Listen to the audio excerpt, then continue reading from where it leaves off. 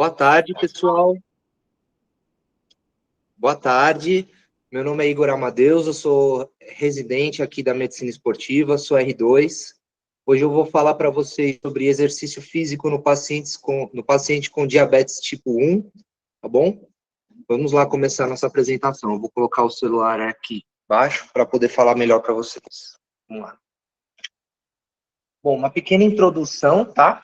Sobre os benefícios do exercício nos pacientes que têm diabetes, tá? A gente já sabe hoje, já é consagrado na literatura, que o exercício físico regular, ele vai abaixar os níveis de hemoglobina glicada do paciente, vai controlar o peso corporal e o perfil lipídico, vai aumentar a sensibilidade do paciente à insulina e aumentar também a sua capacidade funcional e força muscular. Como consequência disso, nós vamos diminuir o risco cardiovascular dos nossos pacientes, que é um dos grandes problemas do paciente quando ele tem a diabetes descompensada, né, não controlada. Bom, como desafios nos pacientes, a gente tem ajustar as doses de insulina bolus e a insulina basal. A gente sabe que o ajuste de doses, eles são feitos para prevenir os episódios de hipo e de hiperglicemia relacionados ao exercício, e esse ajuste ele precisa ser levado em conta quando foi a última refeição do paciente, o horário do dia em que a atividade será realizada. Então, isso vai tornando a nossa prescrição cada vez mais complexa, tá? A gente precisa ter uma boa monitorização da glicemia nesses pacientes, tanto antes quanto durante e após o exercício. Lógico que existem situações que nós seremos limitados quanto a isso, por exemplo, em exercício físico no ambiente aquático, tá bom? E o tipo de atividade física que o paciente com DM1 ele vai fazer, ele vai influenciar diretamente na glicemia, porque intensidades diferentes de exercício vão gerar respostas fisiológicas diferentes também, respostas na glicemia diferente. Aí vamos fazer uma introduçãozinha aqui da fisiologia, tá? A gente sabe que a contração muscular, ela vai ter como consequência a ativação de várias proteínas, né? Proteínas extras intracelulares, essas intracelulares, tá? Elas vão levar à translocação de proteínas transportadoras, né, da glicose, que é o GLUT4, num mecanismo que ele é independente da insulina, tá? Então, vai ter a translocação semelhante a como acontece quando a insulina, né, ela se liga no seu receptor, mas é um mecanismo diferente. Isso vai ter como consequência uma diminuição na glicose plasmática, tá bom? E vai manter os níveis glicêmicos relativamente estáveis, e os mecanismos, que são mecanismos neuroendócrinos, eles vão ser ativados, e a gente vai ter como resultado a diminuição da concentração da insulina plasmática durante o exercício. Esse é um mecanismo fisiológico, e vai ter um aumento da produção da glicose. Mas a gente sabe que nos pacientes com DM1, esses processos, eles não vão ocorrer de forma fisiológica, porque não há produção de insulina pelo organismo. Aí esse gráfico aqui, desse artigo, esses gráficos, eles vão ilustrar que durante um esforço físico, esse esforço tem que ser prolongado, de intensidade moderada, a taxa de eliminação de glicose, ela vai aumentar de 2 a 3 vezes, por conta do aumento da absorção do músculo esquelético. Mas no paciente com DM1, a gente vai ver que essa taxa de eliminação, ela pode ser ainda maior. Por quê? Porque a insulina não vai abaixar, como num paciente que não tem diabetes, pelo contrário, ela vai se manter num nível estável, porque a gente vai estar repondo essa insulina de forma exógena. Então, a insulina não vai baixar no paciente DM1, a produção de glicose endógena, ela vai estar alterada, e a gente vai ter uma tendência à hipoglicemia quando o exercício for prolongado de média intensidade. Para a gente trabalhar com os pacientes de diabetes tipo 1, a gente precisa primeiro classificar o tipo de exercício que ele faz. Costumamos classificar de 4 formas. Primeiro, a gente tem a classificação dos exercícios de endurance, que seriam basicamente exercícios de caráter cíclico, que usam grandes grupos musculares, que vão mobilizar uma grande quantidade de energia e de um esforço constante, tá? Também tem os exercícios de caráter explosivo, que são sprints, que são esforços máximos e breves. Nesses exercícios, a gente vai ter uma grande ativação do sistema simpático e eles vão tender a ter uma resposta de hiperglicemia. A gente também tem o HIIT, que, para quem ainda não está familiarizado com o tema, é High Intensity Interval Training, tá? Que é o treino intervalado de alta intensidade. A gente tem como exemplo os esportes coletivos, onde o atleta ele vai ter um esforço máximo e ele vai ter períodos de intervalo, seja esse intervalo passivo ou intervalo ativo de menor intensidade. E também os exercícios resistidos, como a musculação. Mas a intensidade da musculação, ela vai ser dada de outra forma, ela vai depender da carga e do número de repetições além do intervalo. Tá certo? Então, primeiro a gente classifica o tipo de exercício que o paciente faz, seja na competição, para planejar a competição, seja nos treinamentos. E a gente vai ver que a resposta glicêmica, dependendo do exercício que ele faz, ele vai ser diferente. No exercícios de endurance, a gente vê nesse gráfico aqui, a parte da esquerda, nós podemos ver que há uma tendência à hipoglicemia. Já nos exercícios explosivos, como eu já mencionei anteriormente, há uma tendência à hiperglicemia. Já no HIIT e nos exercícios resistidos, a gente vai oscilar dentro do treinamento ou dentro da competição entre hiper e hipoglicemia, a tendência, e esse gráfico ele vai gerar um vetor de uma glicose, de um nível de glicose mais constante durante a atividade, né? Bom, aí nos exercícios de endurance, né, elas estão associados a uma queda na glicose em pessoas com DM1, vai ter um risco aumentado de hiperglicemia, mas a gente tem que pensar também no que esses exercícios, a gente vai tender ao risco de hipoglicemia quando eles tiverem uma intensidade moderada, tá? Então, a gente precisa pensar na dose de insulina e na questão de carboidratos. Nós precisamos pensar num ajuste, tá bom? Porque esses atletas, eles vão tender a uma hipoglicemia. Já num exercício de HIIT, onde a gente alterna em uma intensidade alta com baixa intensidade, vai tender aos níveis de glicose serem estáveis, e a gente vai ter em mente isso. A gente pode observar nessa figura aqui, a setinha aqui nessa última linha aqui, glicose trend, a setinha indicando a tendência dos níveis de glicemia. Já nos exercícios de caráter anaeróbio de alta intensidade, a gente vai tender à hiperglicemia. Esse gráfico, ele ajuda a gente a entender isso. Existem outras variáveis que a gente precisa levar em consideração quando a gente vai orientar nossos pacientes, que vão alterar essa relação de glicemia com exercício, seja o estresse, seja o sono, seja a alimentação, tanto pré quanto intratreino, o nível de condicionamento físico. Por que o nível de condicionamento físico? A gente sabe que existe uma relação entre o exercício que a gente faz, a intensidade, e o condicionamento físico, e isso vai estabelecer a carga do exercício.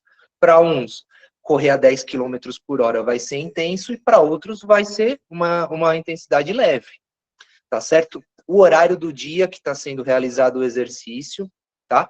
E as insulinas circulantes. Quanto que a gente está dando de insulina para o paciente, seja basal, seja bolos. Aí a gente tem aqui um exemplo, né? Eu vou dar o exemplo aqui da diretriz da Sociedade Brasileira de Diabetes, o manejo da glicemia pré-exercício no paciente DM1. Então, a gente tem que orientar os nossos pacientes com diabetes tipo 1 que eles precisam ter pelo menos uma glicemia capilar antes de começar o exercício, porque em cima disso pode alterar a estratégia dele. Tá? Tanto de suplementação, como, por exemplo, se tiver abaixo de 90, o paciente ele vai precisar ingerir de 15 a 30 gramas de carboidrato antes do exercício, ou se tiver tendendo a uma hiperglicemia, como, por exemplo, se tiver acima de 350. Num cenário ideal, nós deveríamos também fazer um teste para níveis de cetonas, tá bom? E se tiver negativo, a gente precisa corrigir a glicemia com doses de insulina. Então, esse paciente, ele precisa ter uma prescrição, ele está bem orientado quanto a isso. Tanto o paciente, quanto o profissional de educação física que vai estar junto com ele no momento da atividade. Existem formas, hoje em dia, e essas formas de monitorizar a glicemia do paciente / atleta durante o exercício, tá? A gente tem esses dispositivos transcutâneos. A gente pode controlar um controle durante a atividade, tá? Ele vai mostrar as setas de tendência, lembrando que esse dispositivo, ele não mostra a glicemia em tempo real, que está naquele momento, ele tem um delay de mais ou menos 5 minutos, então ele vai mostrar que nas últimas aferições o paciente tem uma tendência de hipo, ou tem uma tendência de hiper, ou ele tá ali num nível estável. Tá certo? Alguém ligou o áudio? Vai falar? Adriana? Ah, desligou, tudo bem. Vamos lá. A gente tem alguns desafios quanto a esses dispositivos, como o descolamento, a quebra, dificuldades de calibrar esse tempo e o custo, principalmente, né, numa realidade como a nossa, né, no Brasil, e também exercícios aquáticos. Colocando aqui um parênteses, que exercícios aquáticos seria uma das ocasiões que o paciente ele teria até mais risco, porque se ele tiver um episódio de hipoglicemia, ele pode até se afogar, tá certo? E como exemplos a gente tem o Freestyle Libre, o Medtronic Enlight e o Guardian. E aqui na foto a gente vê o campeão olímpico da maratona, o Kipchoge, né? Ele não tem diabetes, mas ele usa esse dispositivo como um controle da glicemia dele intra-treino. E provavelmente ele deve ser patrocinado também. Aí, nós podemos estabelecer para os nossos atletas orientações, né? Conforme esses dispositivos, eles vão sinalizando para a gente, ó. Se estiver abaixo de 90, alto risco de hipoglicemia, ele precisa lanchar antes de começar a treinar. Se ele tiver entre 90 e 125 e tiver uma tendência à subida, tá ok para iniciar. Se ele estiver estável, também tá ok para iniciar, mas se ele estiver tendendo a uma queda, a gente pode dar o carboidrato e ele pode começar o exercício. Se ele já estiver com a glicemia em queda, a gente dá o carboidrato e ele vai ter que reavaliar. Então, a gente pode ver que quando a gente usa esses dispositivos, o controle da glicemia do paciente, o ajuste, ele vai ser muito mais fino. Então, isso para atletas de alto nível, para esportes que a hipoglicemia ela pode dar algum risco para o paciente, seja risco de acidentes ou até mesmo de morte, vai ser muito mais seguro fazer o exercício usando um dispositivo como esse. Aí aqui as adaptações do paciente em uso de bomba de insulina, tá? Na refeição pré-treino, a gente pode diminuir o bolus prandial se o exercício for feito até 90 minutos após, tá? E aqui a gente tem as sugestões de redução do bolus de insulina para refeições que antecedem até 90 minutos os exercícios de pessoas com DM1. Então, a gente pode ver esse gráfico aqui, a gente pode reduzir até 50% ou até mais, dependendo do tipo de exercício que ele for realizar, mas isso no contexto de bomba de insulina. Que se o paciente não tiver uma refeição pré-treino, a gente pode desconectar a bomba durante a atividade ou diminuir em até 30% a taxa basal, pelo menos 90 minutos antes de iniciar o exercício. Então, esse ajuste do paciente que usa a bomba de insulina, ele vai ser bem diferente.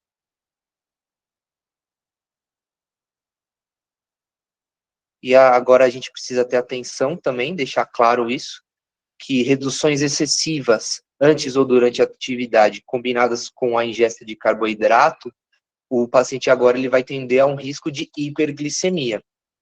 E a gente considera remover o dispositivo antes de esportes de contato ou esportes de colisão, pelo risco de quebrar o dispositivo. E aqui estão as referências. Foi uma palestra assim rapidinha, mas é isso aí que eu tenho para falar hoje. Obrigado.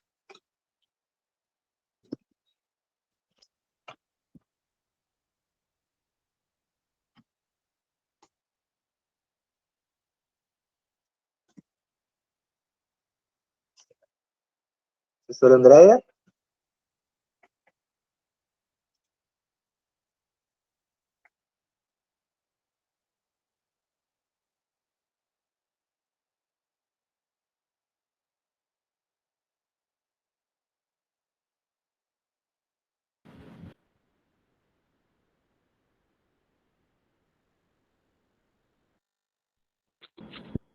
Oi, Igor, desculpe, meu microfone estava estranho, tanto o microfone quanto a câmera. Olha, parabéns, eu acho que sua apresentação foi muito prática e excelente. E você mostrou, inclusive, a revisão feita pelo Riedel, que é um grande estudioso em diabetes. Ele é um especialista em diabetes exercício. Ele é muito bom e é muito prático, né? Então, parabéns, viu? Eu acho que você fez uma apresentação brilhante. Obrigado. Mostrou Obrigado mesmo. principalmente, porque esse ajuste é o que é mais importante para a gente estar fazendo, né?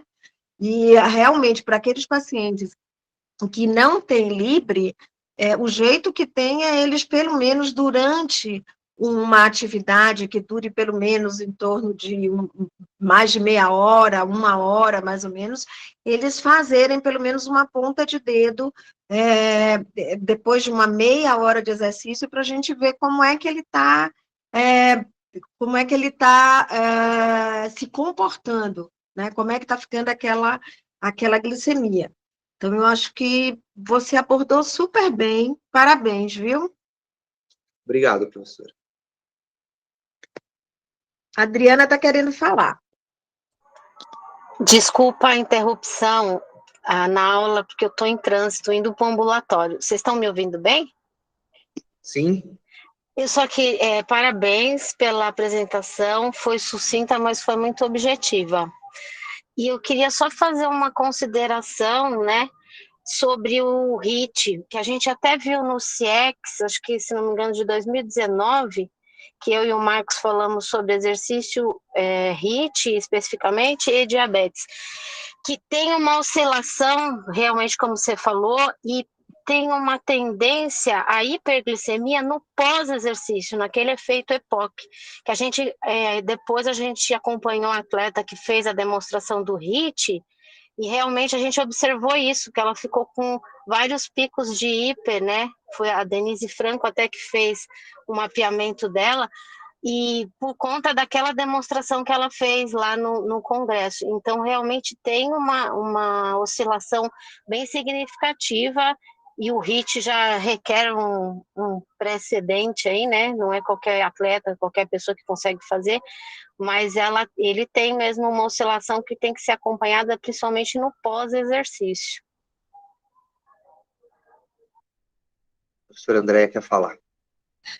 Olha, mas é importante, porque quando a gente acompanhava esse paciente depois, não se deu insulina para esse paciente nessa hora da hiperglicemia, e depois de algumas horas ele evolui para hipo. Tá? Então, tem que ter cuidado, porque muitas vezes é uma hiperglicemia secundária a todos os hormônios contra-insulínicos. Então, na hora que você faz um exercício explosivo, um exercício de alta intensidade, você tem liberação de GH, cortisol, adrenalina e noradrenalina, né? E glucagon. Então, todos esses hormônios vão estar agindo contra a insulina e provocando o aumento da glicemia.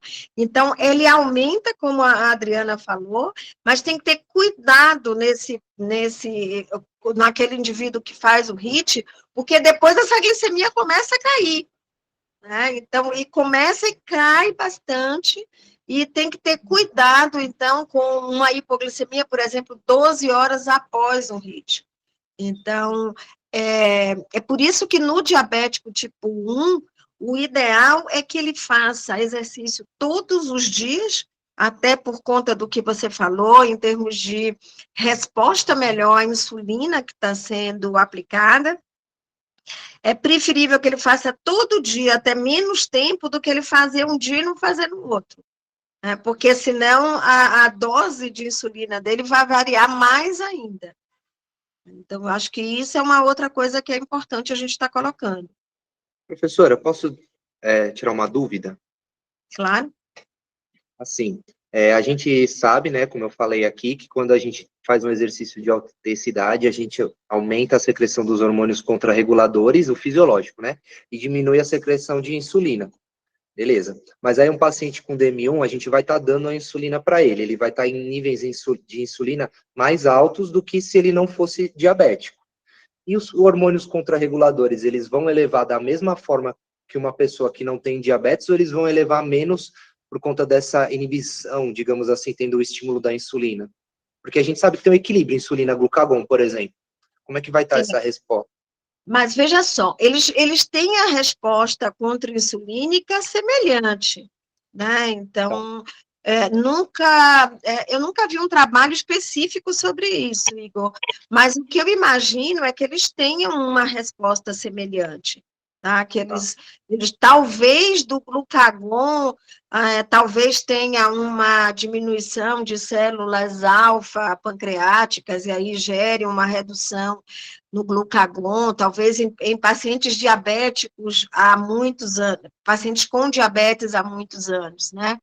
Então, talvez nesses pacientes, eu estou elocubrando, né? Mas, geralmente, eles têm, sim, uma resposta e chegam a ter níveis elevados de glicemia mesmo. É porque eu estava pensando assim em performance mesmo, um paciente DM1 que ele faz um exercício explosivo, um velocista. Nós vamos precisar que esses hormônios, adrenalina, cortisol, estejam no ápice quando ele vai competir, por exemplo, né? E se a gente vai dar uma insulina basal, talvez a gente estivesse prejudicando ele de alguma forma, não sei se essa resposta existe.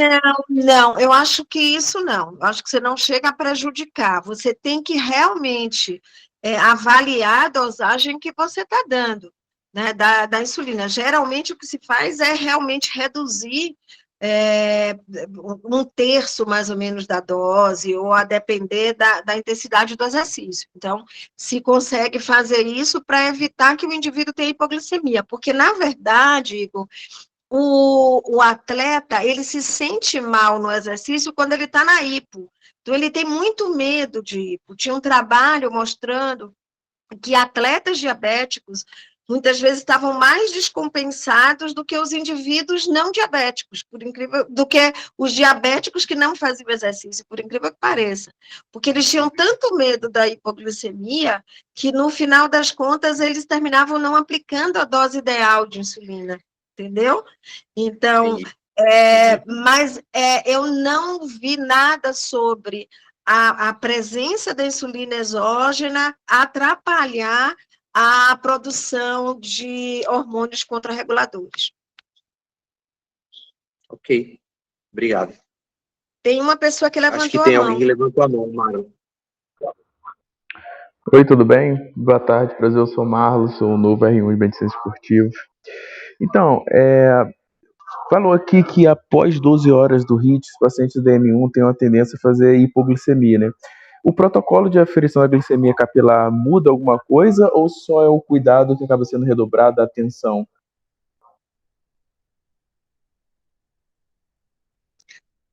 Então, você tem que ter mais cuidado, né? Porque, na verdade, o efeito do exercício, ele dura, por incrível que pareça, de 12 a 24 horas. Então, exatamente por isso que eu estava falando que é preferível o diabético fazer todos os dias, menos tempo, isso quando ele não tem tempo de fazer, tá, gente? Todos os dias. Mas é preferível ele fazer menos tempo todos os dias do que ele fazer em dias alternados, porque fica mais fácil você prever como é que ele vai se comportar. Então, isso vale, Marlon, para qualquer tipo de exercício. E o HIIT, como ele é mais intenso e ele provoca essa mudança grande, mais ainda é o cuidado. Maior ainda é o cuidado, melhor dizendo. Tá bom, muito obrigado, professor. Tá bom? Agora, uma outra coisa que é importante também, gente, a gente não pode esquecer que esse indivíduo com diabetes, ele também tem que ter uma hidratação adequada, exatamente para não ter outros fatores estressantes durante o exercício que provoquem o aumento dos hormônios contra-insulínicos, né? Então, ele tem que estar preparado emocionalmente, por exemplo, porque muitos indivíduos, eles têm um comportamento no treino e tem um comportamento totalmente diferente numa prova, por exemplo. Eles já começam, às vezes, em uma hiperglicemia, né? Exatamente pelo quadro emocional que ele está vivendo. Então, por mais que a gente tente prever o que vai acontecer, nem sempre a gente consegue. Então, por isso é que é fundamental mesmo medir glicemia durante o treino dele todo.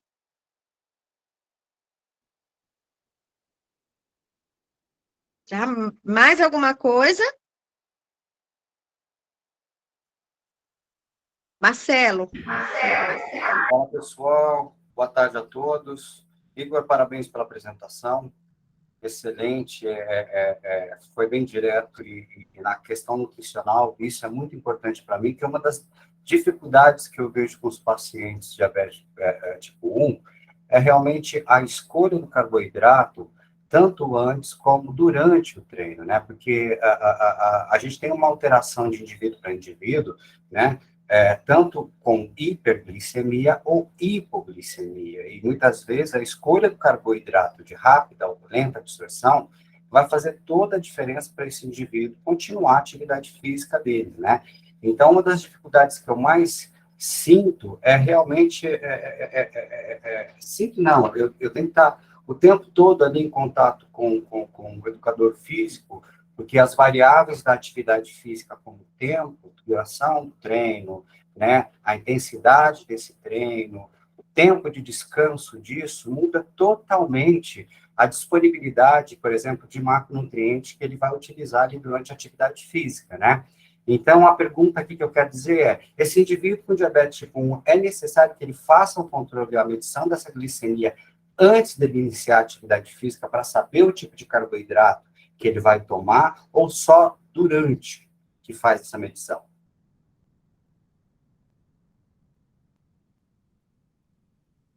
Quer responder, Igor? Pode tentar, professor. Então, eu acho que o ideal é medir antes mesmo, tanto para a gente escolher o carboidrato que ele vai tomar para a gente regular essa glicemia no início do exercício, mas também a gente já pode pensar em passar no índice glicêmico do carboidrato, na escolha do tipo de carboidrato, dependendo do que ele vai fazer naquele dia e na glicemia também naquele momento, né? Eu acho que isso tudo influencia, sim. A suplementação ele pode ser feito, a Então, glicemia antes. esse controle no pré, durante e pós, com o paciente com diabetes tipo 1 é necessário, principalmente um paciente ativo, que tem muitas vezes mais que 1 hora por dia. Então, não sei se é um protocolo, se é isso que eu posso dizer, a forma certa seria fazer um pré, durante e depois. Eu creio que sim, Marcelo, porque principalmente o pré, né? O pré ele vai mostrar como que o paciente está naquele momento. Uhum. E a gente sabe que isso oscila ao longo do dia, a gente viu que o sono pode influenciar o estresse, né? Então, não necessariamente, mesmo se ele fazendo o mesmo exercício todo dia, não necessariamente ele vai ter a mesma resposta, né, glicêmica sim. com aquele exercício ou no pré, né? Essa pergunta, na verdade, é porque é muito complicado. Por exemplo, um paciente que vai começar uma atividade física, se ele tem uma hiperglicemia, e muitas vezes isso é confundido com uma hipo, de repente você dá um mel, ou dá lá, sei lá o quê, né? Você vai piorar todo o quadro desse indivíduo no início de uma atividade física, né? Então, essa pergunta de fazer monitorar o pré é justamente para saber, embora a gente saiba que o carboidrato utilizado ali são os carboidratos, o glicogênio muscular que vai ser utilizado, mas a gente sabe que um pré-treino, aí, o que a gente vai dar antes dessa atividade é importante, né? Principalmente para o diabetes tipo 1.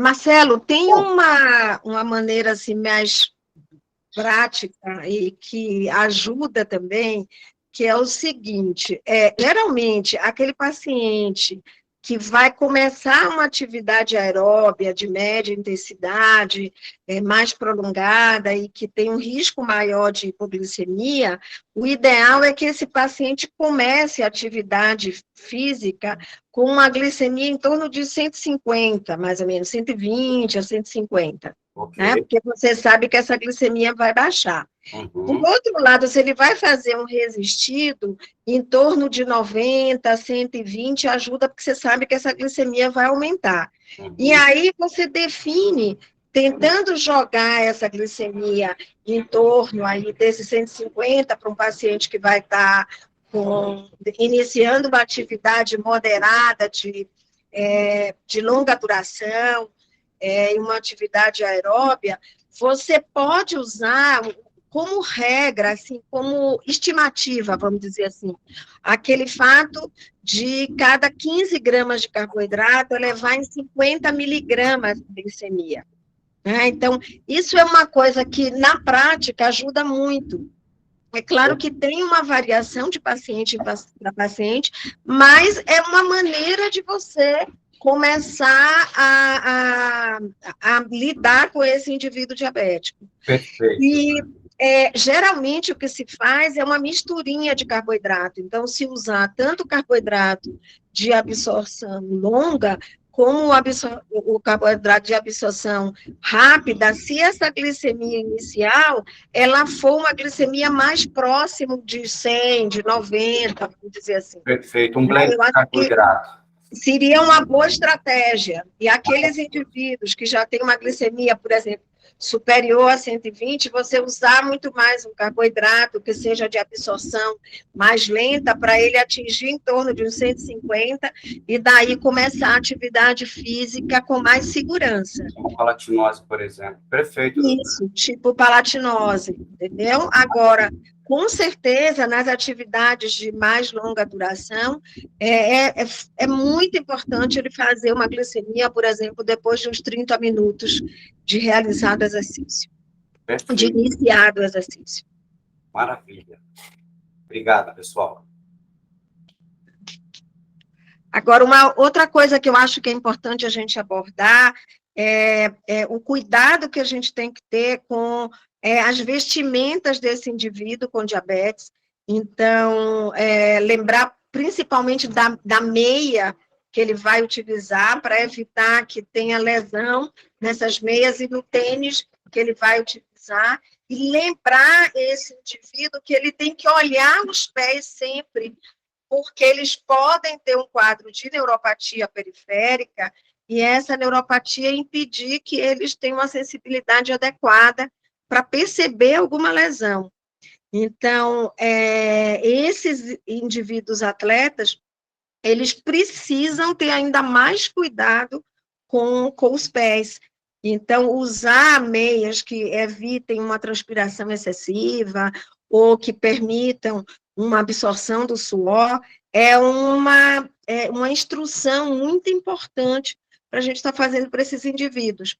E é exatamente também com roupas que absorvam o suor, que façam com que esse indivíduo tenha uma transpiração adequada e uma hidratação adequada, porque aí você vai diminuir de novo aqueles efeitos contra-insulínicos que vão aumentar a glicemia. Então, isso eu acho que é uma outra coisa importante para a gente estar falando.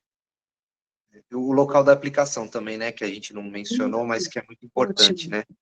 Que se ele for fazer atividade, por exemplo, se ele for treinar a perna e ele aplicar a insulina na coxa dele, a absorção da insulina vai ser bem mais rápida, né, e ele vai tender a uma hipoglicemia. Então, a gente sempre orienta que ele faça o mais distante possível do grupo muscular, a aplicação da insulina do grupo muscular que ele for realizar, né, dependendo da atividade. Correto, professor? É isso mesmo? Seu microfone está ligado. É isso mesmo, Igor. Isso é muito importante, ainda bem que você lembrou, porque a absorção muda mesmo a depender do local da aplicação, né, durante a atividade física. Então, termina sendo muito mais rápida, e aí a ação dessa insulina termina sendo mais rápida também. Então, isso é uma coisa extremamente importante, que ainda bem que você lembrou. Acho que isso vale muito a pena. Mas, assim, a impressão que dá, gente, com tudo que a gente está conversando, é que é muito difícil fazer isso, mas não é tão difícil assim, tá? O que é sempre importante é a gente levar em conta essas coisas.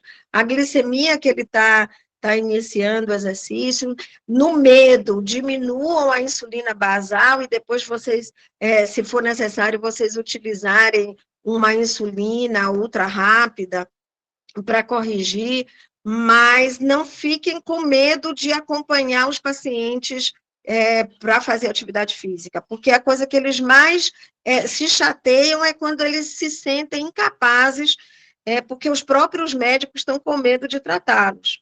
Né? Então, não precisa ter medo, diminui a insulina, na pior das hipóteses, ele vai ter um aumento da glicemia e você vai corrigir depois, tá? Mas o que é importante é que você evite a hipoglicemia. Isso, para o atleta, é o pior. Mais alguma questão, gente? Acho que é isso, né, professor? Tá. Então, mais uma vez, Igor, parabéns, viu? Obrigado. E eu acho que foi uma ótima, como falaram, ela foi uma sucinta prática e que foi muito boa. A única coisa que eu senti falta, que eu acho que a gente poderia também até depois fazer alguma outra, é falar sobre as complicações. Então, quando você tem complicações como retinopatia, neuropatia, você tem algumas peculiaridades na prescrição do exercício, né? Então, isso eu acho que é importante. De maneira grosseira, aqueles pacientes que têm, por exemplo, uma retinopatia proliferativa, eles têm que ter muito cuidado com os exercícios resistidos. Então, esse é um cuidado que precisa ser tomado, tá? Mas aí também é uma outra aula, porque é bem extenso. Fica até de sugestão para as próximas aulas aí, que a gente legal. Agora, de maneira geral, o que é importante, então, na avaliação do paciente antes dele fazer atividade física, é importante que essas complicações sejam diagnosticadas para se saber, então, qual o tipo de exercício que seria mais indicado ou qual cuidado que esse indivíduo deveria ter durante a prática. Ok? Ok, professora. Então, eu queria que você fizesse as suas considerações finais e a gente acaba. Se você quiser falar mais alguma coisa. Agradecer aí pela oportunidade, dizer que é bem complexo, né, o manejo do paciente diabético e que gosta de fazer exercício, principalmente naqueles que querem ser atletas e no diabetes tipo 1, né, mas não é impossível, eu creio que dá para fazer, dá para treinar com segurança. A gente tem até pessoas que já foram campeões olímpicas, né, depois do diagnóstico de DM1, né, tem o exemplo do famoso, aquele do Gary Hall Jr., né, que era um nadador americano, que ele foi campeão olímpico, recebeu o diagnóstico de DM1 e depois foi campeão olímpico de novo. Então, é uma coisa que, quando a gente estuda direitinho, a gente se interessa pelo assunto, a gente consegue manejar. E é uma boa oportunidade para a gente. E é importante aprender muito com eles, sabe? Eles ensinam a gente, muitas vezes, algumas estratégias, eles têm algumas dicas que ajudam muito. Então, quando vocês receberem um indivíduo com diabetes que faça atividade física, ouçam muito o que ele está falando para você, qual é a estratégia que ele usou. Então, tem alguns pacientes, por exemplo, que preferem não aplicar insulina antes de começar o exercício. E aí, a partir do exercício, ele vai aplicando insulina ultra-rápida. Tem outros pacientes que preferem fazer o contrário. Eles comem mais, eles comem menos, aplicam a insulina e eles vão aumentando a quantidade do que eles vão ingerindo durante a atividade física. Então, são estratégias que eles muitas vezes usam e eles terminam ensinando a gente. Então, vamos ouvir o que o paciente tem para falar, porque a gente aprende muito com eles. Eu vou encerrar, então, Marcos, se você quiser falar alguma coisa. Maravilha. Encerrando a gravação aqui.